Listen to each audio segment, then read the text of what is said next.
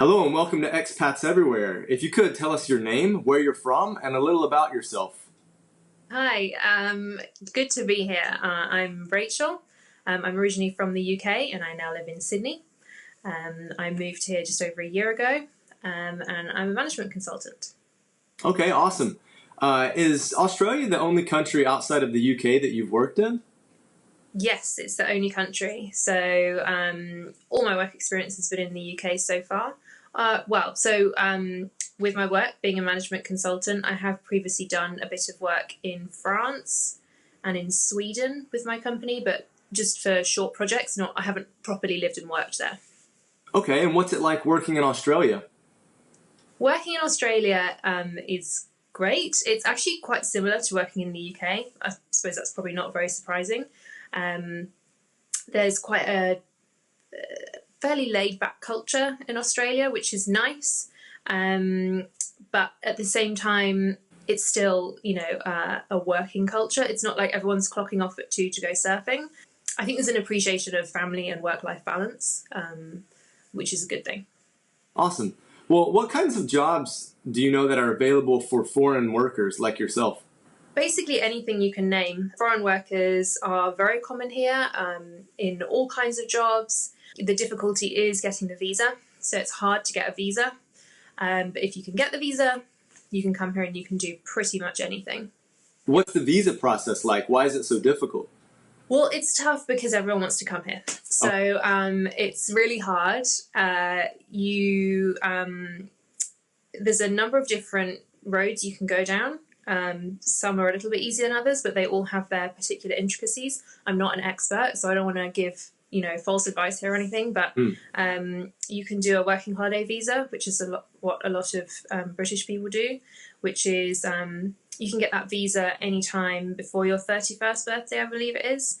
And you don't have to have anything lined up before you come out. You just turn up here and then do whatever work is going.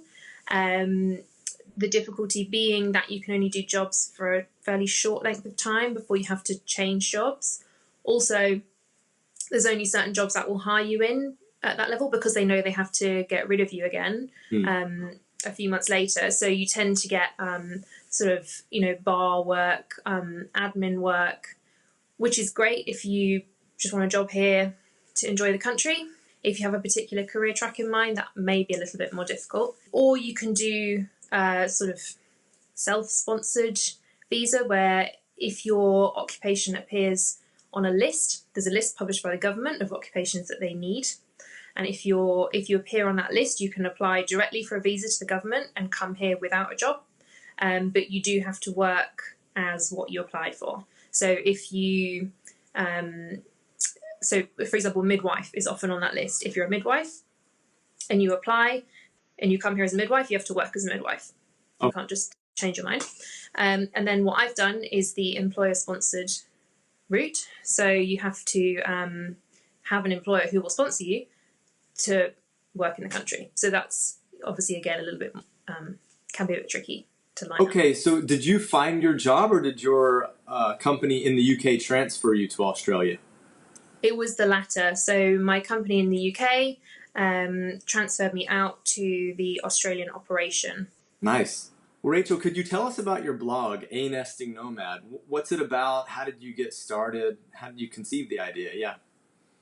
Yeah, so writing my blog, I found has been a great hobby to transition me into life in Australia. It's been a great way of meeting fellow expats and other Australians as well. I've made some great friends through the blog, and that's one of the things that makes me really happy, and it makes it all worthwhile. I started the blog a few years ago just to talk about the travels I was doing back when I lived in the UK. I was going to some pretty cool places and I just wanted to write it all down and have a place to share it all. And then when I found out I was moving to Australia, it was a great way to chart my move over, talk about my experiences, what's gone well, what's really not gone well. I'm very honest. I don't sugarcoat things.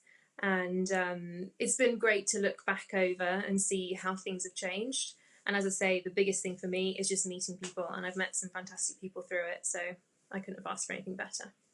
That's great. Can you tell us how we can get in touch with you? Yes, so you can visit my blog. I'm on www.anestingnomad.com. You can find all my contact details there, and I'd love to hear from you. Well, what does a typical day look like for you at work? So because I'm a management consultant, days can all look quite different depending on what kind of project I'm doing. But so at the moment, I'm on quite a steady office-based role. So I'll start about 8 in the morning, don't necessarily get a lunch break, and then finish somewhere between 5 or 6, depending, if there's a deadline or, something else happens and I'll work later. It's quite flexible that way. And something that's quite interesting about working in Australia, especially as part of a global company, is that there will often be out of hours conference calls to join, or video conference calls, because so many companies here have branches around the world that, we all need to talk to each other. So invariably it's a really horrible time for Australia. Yeah. And people tend to, put Australia at the bottom of the list in terms of consideration. So, often you'll get home and you'll have to dial into a conference call at like 9 p.m. or something really unsociable. And that's relatively normal. Like a lot of people I know do that kind of thing. So there really is no slipping away to have a midday surf session. Really no. It's very disappointing. I thought I had it all wrong. Well, I think it depends on the type of job you do. I mean, to be fair, if you go out at lunchtime in the parks around the Sydney CBD, the Central Business District, you'll often see people doing like exercise classes or personal training sessions, or like going out for a run. It's quite a health conscious environment here, so a lot of people will take their lunch break to do exercise. So that's quite good. Okay, nice. So how much can someone expect to earn in Sydney? So I think the median wage in Sydney is about, well, I think actually Australia-wide is about mid 80,000 Australian dollars. I think Sydney would be ever so slightly higher than that, just because it's an expensive place to live. So they kind of have to bump your salary up a little bit. Okay, and do you think that 80K per year is enough? And what kind of lifestyle can you live on it? I would say, these things are so subjective, because what's enough for some person is going to be not enough for others. But I would say it's enough. You're not going to save a great deal of money. If you want to live beachside, if you want to go out to eat a lot, you're going to find that the 80 is it, and you're not really able to save anymore. If you don't mind living quite far away, if you're good with your cost of living and keeping costs down, and you're quite on top of things, then that's going to be fine. But it's not necessarily a lavish lifestyle on 80K, I would say. Okay, well, you said something at the beginning about not being able to save very much. So how much can someone expect to save on 80K? Again, totally depends on the choices they make regarding their finances. I would say probably not a great deal, especially if you're a single person living on 80K, because you're paying more kind of per person. That's going to be tricky. If there's 2 of you, maybe. If you have children, that's going to be tough. So again, it also balances, if you're living in a regional area, perhaps you're going to be absolutely fine. If you're living in Sydney, that's going to be challenging, I think. Well, when you decided to pick up and move, how much did you need to take to start up? What were startup costs like? Kind of depends somewhat on your choices. We decided to buy a car when we came out here. You don't necessarily need to, depending on where you live in Sydney. So public transport in Sydney is really variable. In some places it's quite good, and in some places it's really, really bad. So, and of course the places where public transport is quite good are the expensive areas. So, it's kind of one of those trade-off things. So we decided to get a car, also because we wanted to get out and explore at the weekends and after work, and do road trips and head into the country and that sort of thing. Cars are expensive here, and they don't get any cheaper if you buy secondhand cars. So we actually found that buying a new car was like a couple of grand more expensive than buying like a 10-year-old car. Wow. So for whatever reason, I think it's the climate here is quite good, and it doesn't ever get very cold. They don't salt the roads or anything, so cars don't rust. They don't they hold up very well. Mm-hmm. So they hold their value as well. So the car was a bit of an outlay. And then when you move, you have to pay. So to secure an apartment, you have your bond, which is normally 6 weeks rent, 4 to 6 weeks rent. And then you have to pay your first month in advance as well. So that's quite a big whack, especially because accommodation here is expensive.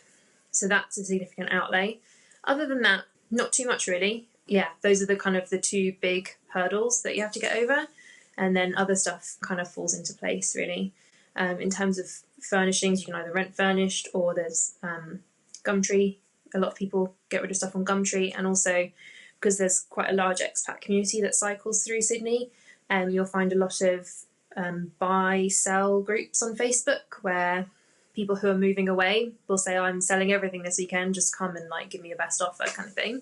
And then you can turn up to those garage sale type of things and pick up everything you'd need to furnish a house. Not too expensive. So if you can give people a range of how much they should expect to have moving, what would it be? I would say if you want to rent either a 1-bed apartment really near the city or a 2-bed apartment slightly outside of the city, you'll need to be looking at probably minimum $600 a week. Wow. So that multiplied by 6 is $3,200 for your bond, and then by 4 for your what did you say, first month's rent. Mm-hmm. So altogether, easy $5,000 just for accommodation costs. Wow. The rest on top. In terms of furnishings, not so much.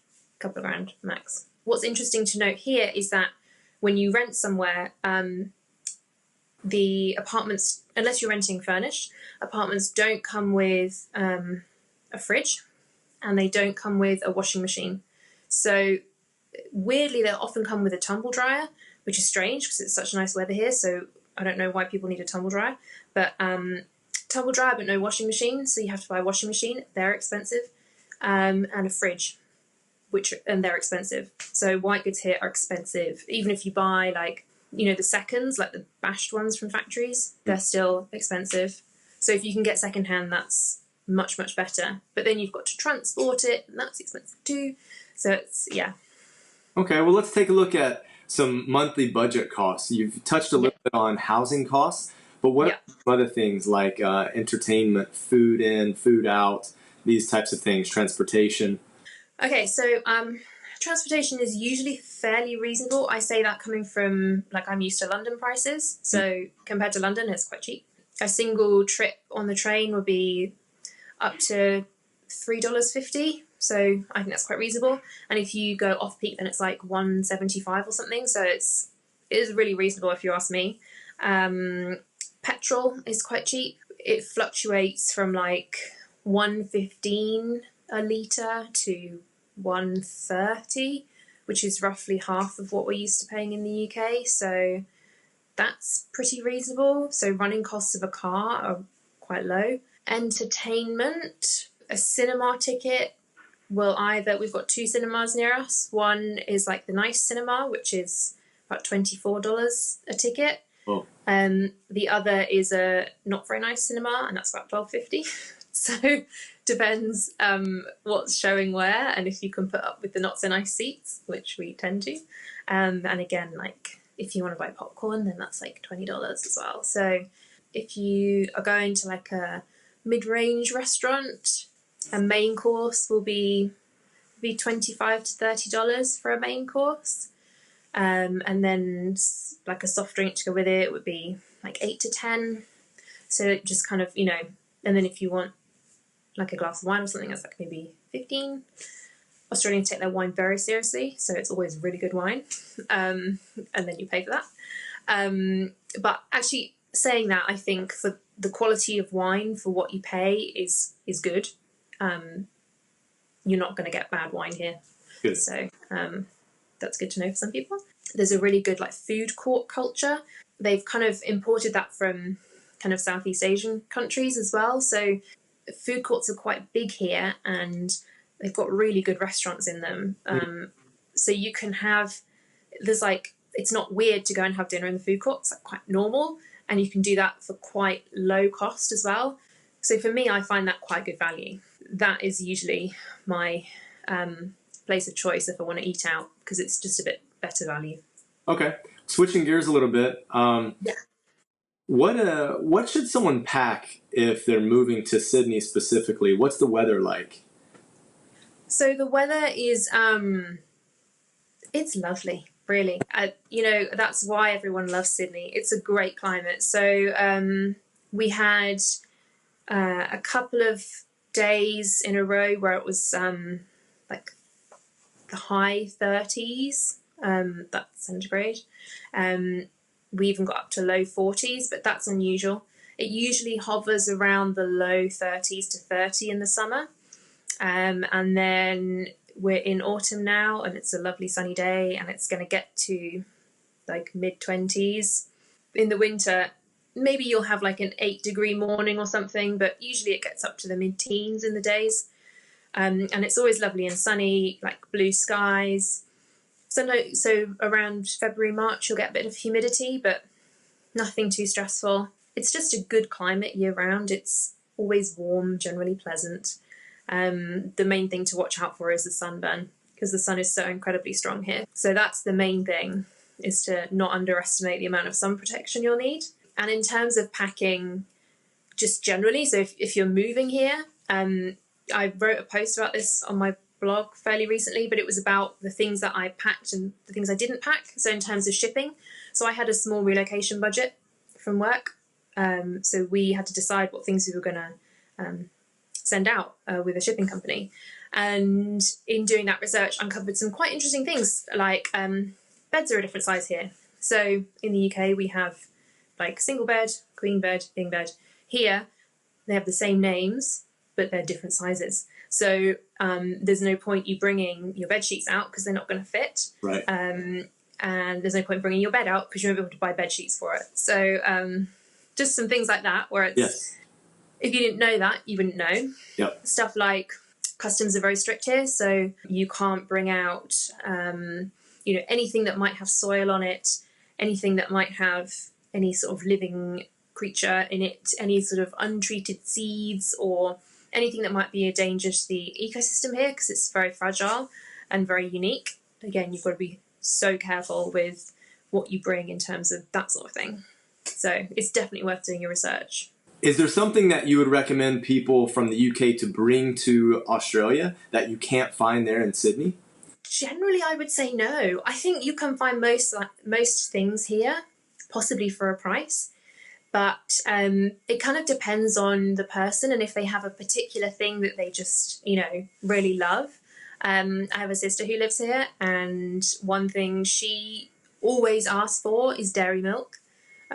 So Cadbury's dairy milk in the UK it's got a different recipe than it has here, so it tastes a bit different. So, and she much prefers the UK one, so she always asks people to bring that out. For me, it's Dolly mixtures. I really like Dolly mixtures. The sweets here are not quite the same as they are in the UK, so that's the only thing. But obviously, I can definitely live without Dolly mixture. She can live without dairy milk. Yeah. So there's nothing that's like, oh, I just can't survive without this. It's just a few like nice to have kind of things. Little creature comforts. Exactly. Yes. Yeah. Okay, so let's talk about safety. Is it safe there, and do you feel safe on a personal level? Yes, it's very safe here. I've always felt very safe. Going out at night, walking by myself. It's never been an issue. I think it's a very safe culture here. People look out for each other. I've never had a problem. How do you meet people there, and what do you do for fun? Meeting people can be a little bit difficult. So far, most people I've met have been other expats. Mm-hmm. So I find Australians can be a little bit hard to get to know, only because by the time people get to my age, they already have their friends, right, and they don't necessarily have time to be going out meeting a bunch of new, strange talking people. What I found quite interesting in Australia is that often people will, so they'll grow up in Sydney, they'll go to school in Sydney, they'll then go to university in Sydney, and then they'll stay and work in Sydney. So they have their school friends, their university friends, their first work friends, their second work friends, you know, that people stay, so they build up quite a big network. Right. And then they just don't have time for anyone else. We've yet to break into like the Australian scene, but I've met some great people through my blog. That's been really cool. And then also we've met a lot of people through church. That's been a great community to get into. Other than that, what people do for fun, kind of same as in the UK, like go out for meals, go to the cinema, maybe go to the theatre. People like to do a lot of walking, like active hobbies. Mm-hmm. So there's like, you know, go for a bushwalk, or maybe a lot of people like to go to the beach at the weekends, like with a group of friends. I haven't really figured that out yet. I'm a bit too British. I don't really understand the beach. But I just think it's nice to look at, but I don't really get what you do there. Yeah. Because it's always far too cold in the UK. But yeah, so those kinds of activities, like going for drinks. Some pretty standard things, right? Yeah. Okay. Yeah, normal, yeah. All right. What's the healthcare like there, and would you be confident getting a procedure done? Yeah, so the healthcare here, I think, is excellent. I actually prefer it to that in the UK, which is potentially contentious. I mean, I think the NHS is fantastic, and I think we have brilliant healthcare in the UK. But I think here it's just as good, if not a little bit better. I have had healthcare here. I've had experience with the healthcare system. I've been to see GPs and physios, and I've even had day surgery.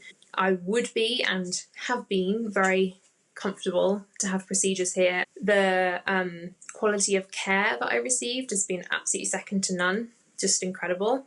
And also, I think what's different here is that you do get a choice. So some things you do have to pay for. You will get a rebate or a partial rebate from Medicare for some things, depending on what it is. Mm-hmm. But you do have the option to pay and then to have a bit more choice available to you. Whereas in the UK, you don't have to pay anything, which is amazing. On the flip side of that, you don't get a choice. Does the hybrid method kind of give it the win over the NH system? I think in some circumstances, for sure. If you could tell us, do you think that Sydney is a good travel hub, both domestically and internationally, and why or why not? Probably not. It's just really far from everywhere else. Traveling from Sydney, it just is expensive. You can get to a lot of places. So you can, for example, you've got New Zealand just 4 hours away, or you've got places like Fiji, Indonesia, Malaysia, Japan's, I think 8 hours flight away. But then, so, you know, if you want to go anywhere further afield, then you're quickly looking at quite long flight times. Mm. So the US is like 18 hours away. Dubai, sort of the Middle East, to reach, you know, to use that as a gateway for Europe, say, that's 14 hours. So you're kind of looking at some pretty hefty flight times fairly quickly. Within Australia, there's a bunch of places to visit, and there's infinite options in terms of great places to go and explore. But even then, Perth is a 6-hour flight, so it's not exactly close. And things are expensive. Again, expensive country. So yes, you can travel here. I would say Sydney is a great travel hub for Australia. It's just expensive. Okay. Well, let's wrap things up. If you could tell us, what are the pros and cons of living in Sydney? So I think the pros of living in Sydney would be just what a beautiful place it is. The nature here and the environment is just stunning. Every time I go outside, every time I go to a new place, I'm just, you know, in awe again of how beautiful everything is. And there's just the most stunning countryside. Definitely the weather. It sounds a bit shallow, but it really does make a difference. Sure. You know, how lovely and light and bright it is all the time. Yeah. All the animals here are really cool. They're just very exciting and very different. The cons, I would say, would probably be just how expensive things are. It is a very high cost of living here. And that can be a bit stressful if you weren't planning for it and weren't really prepared for it. And also just how far away we are from a lot of other places. So especially from me being from the UK. It's it's 24 hours to get back home, really. That would be the main con, I think. Okay. Rachel, thank you so much for spending time with us and telling us about your living experience in Sydney. No problem. Thanks for having me.